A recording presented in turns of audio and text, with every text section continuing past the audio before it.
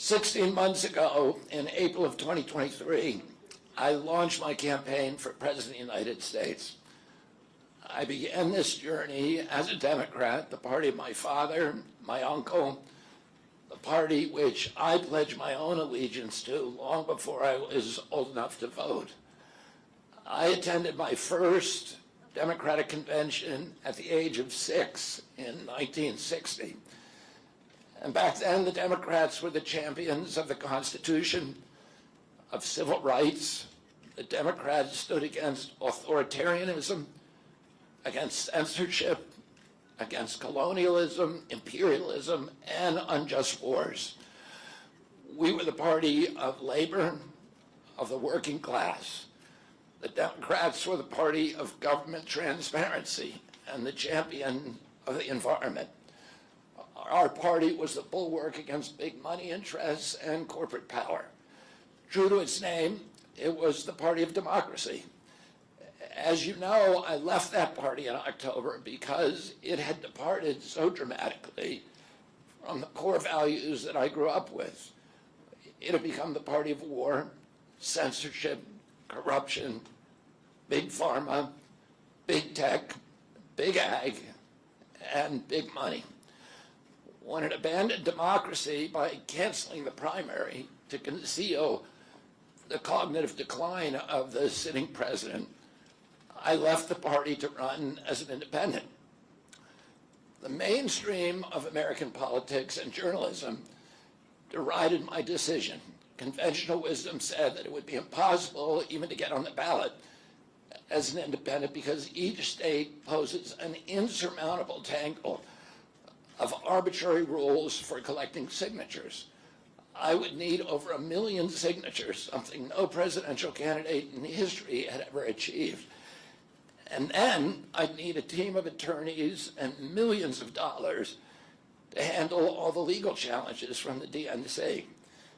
The naysayers told us that we were climbing a glass version of Mount Impossible.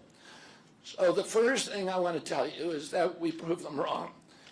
We did it because beneath the radar of mainstream media organs, we inspired a massive independent political movement. More than 100,000 volunteers sprang into action, hopeful that they could reverse our nation's decline. Many worked 10-hour days, sometimes in blizzards and blazing heat. They sacrificed family time, personal commitments, and sleep month after month, energized by a shared vision of a nation healed of its divisions.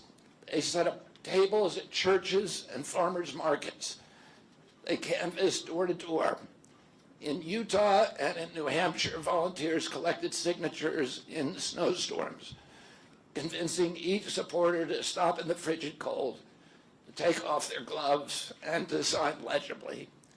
During a heat wave in Nevada, I met a tall, athletic volunteer who cheerfully told me that he had lost 25 pounds collecting signatures in 117-degree heat.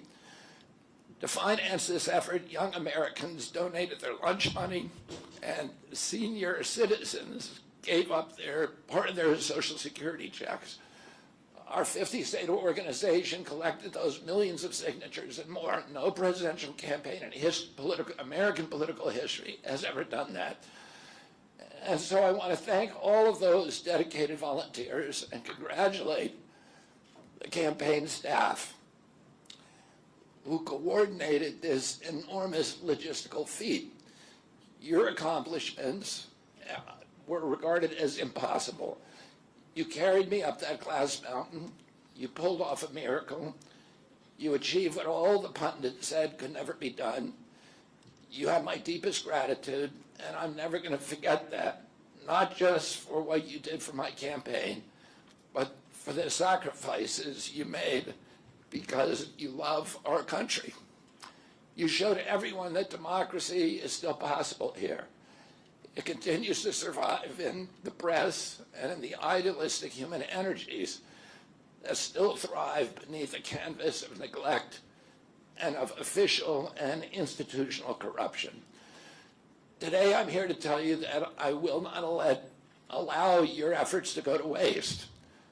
I'm here to tell you that I will leverage your tremendous accomplishments to serve the ideals that we share, the ideals of peace, of prosperity, of freedom, of health, all the ideals that motivated my campaign.